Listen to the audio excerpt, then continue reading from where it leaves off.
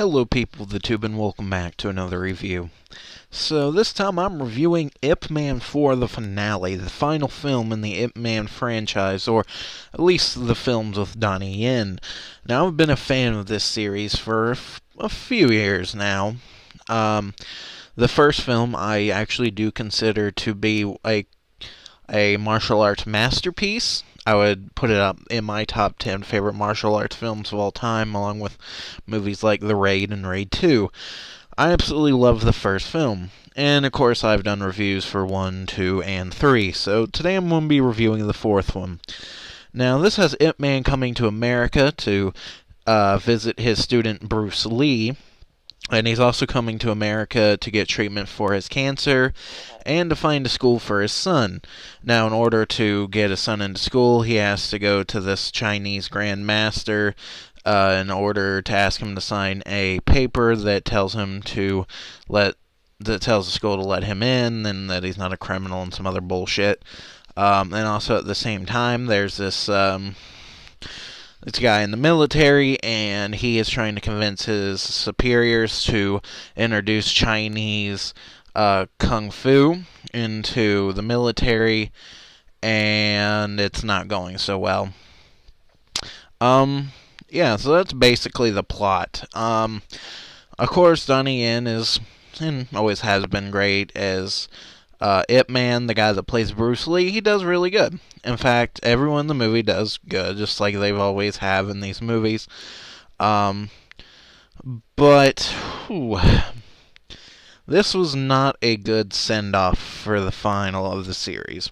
The big villain in this is a racist sergeant in the military.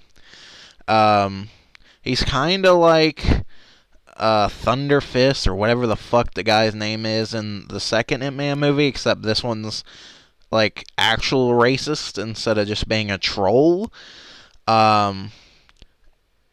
He's not that interesting of a villain. The whole concept of coming to America and America's racist against Chinese could have worked out if the movie would have been more entertaining.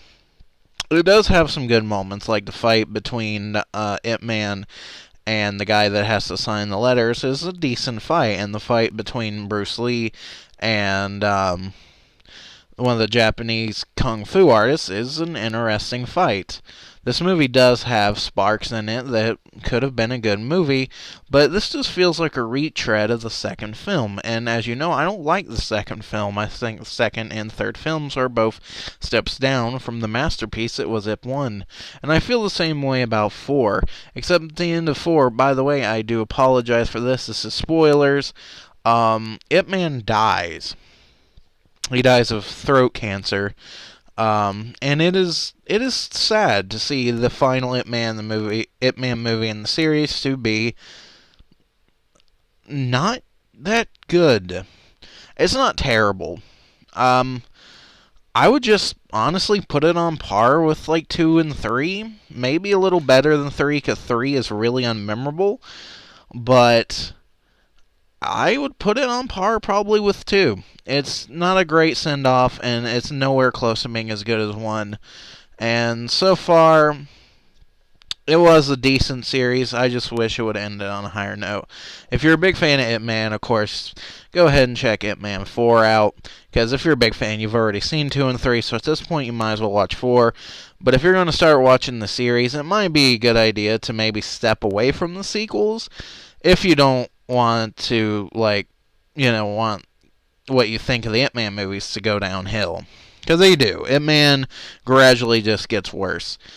Same with, like, the Ong Bak series. Ong Bak 1 was pretty decent, and then I didn't care for 2 or 3. So, I would probably give Ip Man 4 probably around a 5 or a 6.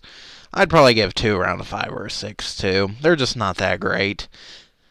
But I hope you enjoyed this review for Ip Man 4, and I will see you guys later.